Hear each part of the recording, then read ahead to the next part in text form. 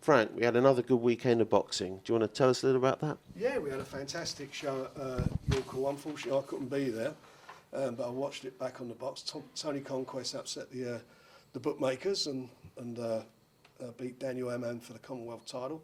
Mitchell Smith had a fantastic fight. Didn't look bad. He's standing over there at the moment. Don't make his head too big, but I thought it was an excellent performance, beating an undefeated fighter. And Well, I think we're going to be speaking to Mitchell in a few minutes, so that'll be good. yeah, so I was very pleased with him. He looked really good. Gary Kokorian had a good win. Chris Eubank Jr. made a debut on one of our promotions and fought Alistair Warren, who's no relation to me, but it's a good little win for him. Been out for a while. Chris, is that a boxer we're going to see a lot more of, and are you got big plans for him? Yeah, he'll be out again. We'll be announcing the date in the next week for him. Tom Baker had a good win, beat Harry Matthews, so I was quite pleased with him. And then Josh Leber had a win. His fight got reduced to 6-2s rather than 4-3s, and I don't think any boxer likes fighting 2-minute rounds. You can't get into your rhythm, so it's a bit of a pain in the backside. But the border control wouldn't allow the other guy to do 4-3s. So, What do you think about that rule that the board sometimes invoke, where if they're a bit concerned about a fighter, they reduce the length of the rounds, but allow it to be 6-2s? I don't get it. I don't get that at all. I think I don't see why you would do that. I think you just keep it at 4-3s. If you're not good enough to fight 4-3s, then you shouldn't be a professional fighter. End of story. If they're amateurs, the duration of the rounds they do. If you're giving a boxer a license, if he can't do 4-3s, then in my opinion, he shouldn't be licensed.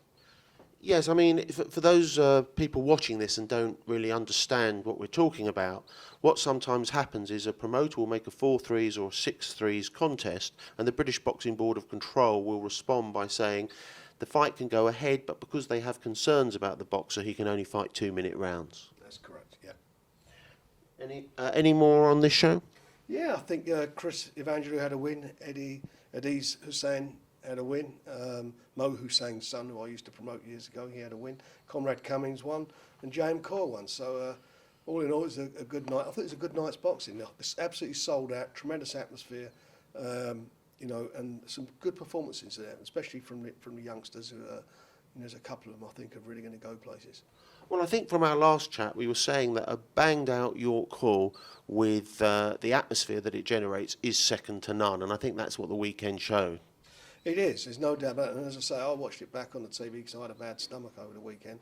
But watching it on TV, it came across really, really well. I mean, it was, the atmosphere, got into your room as you was watching it. It was really good. And I'll tell you what, one of the pundits on there didn't do a bad job. That Frank Buglioni, I think he might have a career after boxing. Frank who? Buglioni, he's a fella out of Enfield. He didn't look bad either. I thought he'd done quite well. It's nice to watch it on the TV. I mean, we watch it back afterwards, but watching it live, it was quite interesting to see the guys. And I think one of the reasons we're having a little bit of joke at Frank's expense is he's also going to be joining us in a few minutes. he is. And moving forward, Frank, we've got the Billy Joe Saunders show coming up. Yeah, he's going to be fighting on the 12th of April at the Copper Box, and he's going to have a final eliminator for the WBO World Title. So I'm really pleased for him.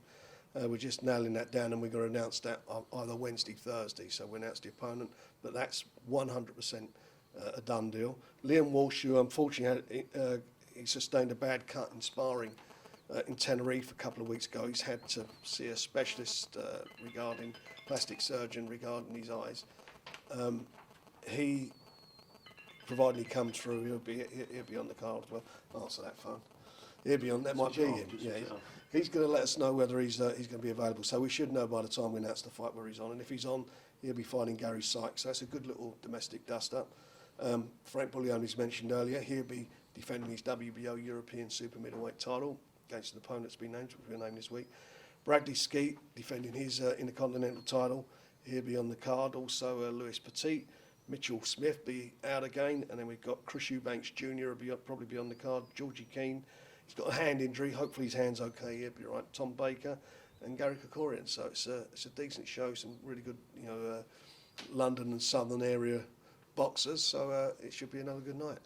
And how do you find the atmosphere in the Copper Box comparison to York Hall?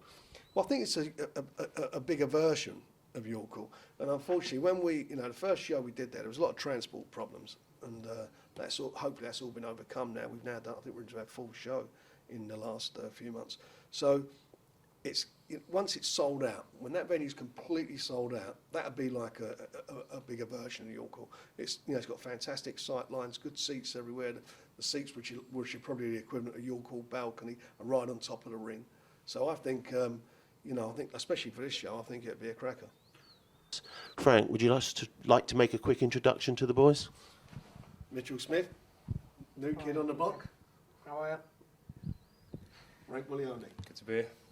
Now, Frank, you're going to be leaving us in a few minutes, but a question I wanted to ask you before you left was two rising stars, two great ticket sellers. How does the promoter build boys like this?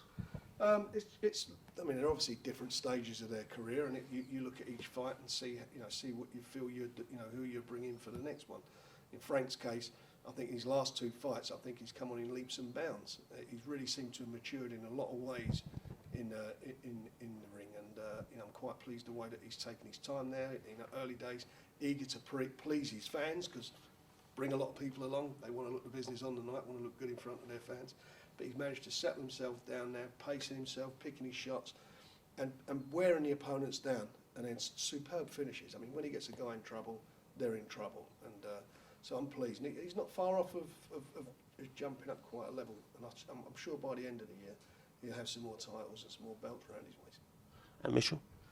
Well, I've said for a long time, I think he's one of the best young fighters out there. Unfortunately, had a hand injury, kept him out the ring for a little while, which is a bit of a pain for him and for the fans. But he can fight. I mean, he had a really good win on, beating an undefeated fighter on Saturday. And the way he goes about his business, as soon as that bell goes, he's on top of you. He doesn't give you any space. Every punch he throws a hurtful punch, and he's going places. Providing, and the same goes for Frank. And I know, Frank's got his head screwed on from that point away. Providing everybody keeps focusing on what they have to do in the gym, you don't run before you can walk. You train hard, you live the life, and it'll all happen. I might put you on the spot here, Frank, because I found out that Mitchell's a West Ham fan. So I assume that if the Chisora Fury fight takes place, he may well be on that card. Yeah, I'm sure he will be. Well, both of them will be. Because if it's a London fight, they're London fighters, and they, this is what it's all about. Is actually them being involved in big shows. I'm sure they get a big kick out of it, especially, from Mitchell's point of view, being a West Ham fan. I'm sure he'd like to fight at the ground. Yeah, blinding. Yeah, no, it would be blinding to fight on the West Ham ground. Been there recently quite a bit and getting my face around, and the fans are, starting to warm to me. So no, I've done a good ticket for York Hall with the West Ham fans, and if I was to get on the Upland Park bill, I reckon I'd do a good ticket.